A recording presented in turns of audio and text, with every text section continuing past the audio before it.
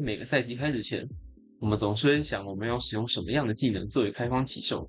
有些人会选择近战，有些人选择法术技能，有些人选择用召唤开。如果你是个疯子的话，而我们要使用普通攻击来通关 POE 的章节，不能使用任何会造成伤害的技能，只剩下光环，还有一些不会造成伤害的图腾可以使用。那么在这个条件下，我们还能通关 POE 吗？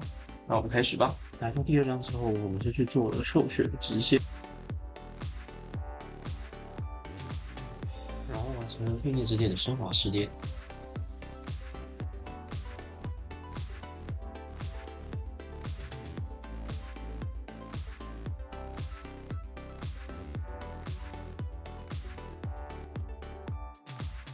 这边点了建议之星，解决我前面命中值不够的问题。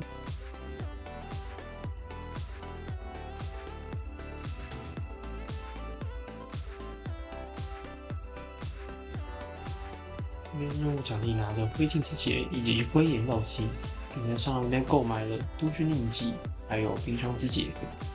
我这边补充一下，灰烬之结跟冰霜之结其实会造成伤害的，只是它们的爆炸。而我前面没有发现这一点的话，我也只用了一小段时间，后面就拔掉了。这边赌博换了一个更好的双手斧，这边我就把灰烬之结关掉了，冰霜之结后面也会关。第一次尝试来打蜘蛛，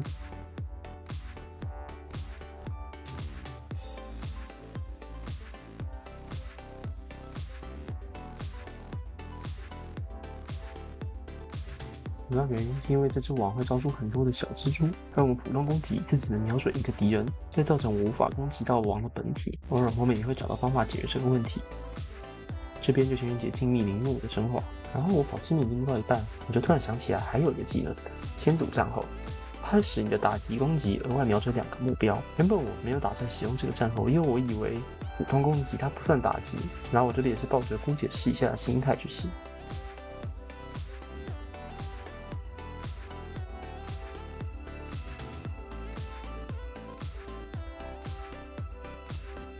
没想到他居然真的给吃得到，这边也是学到了一个你可能一辈子都用不到的 POE 小知识，就是这个普通攻击它其实也算是一种打击。接下来我们拿完了升华，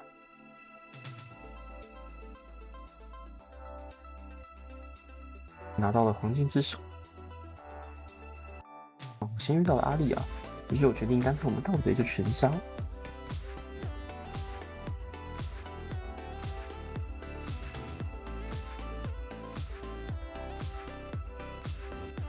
即便有了加尔打击目标，我们打这只网也是花了相当长的时间。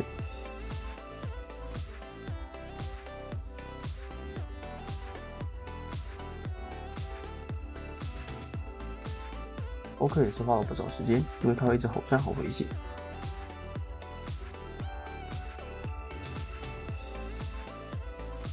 这边掉了一个项链，可惜对现在的我们来说没什么用。最后就是把章节剩下的几个网打一打，我们就快速带过。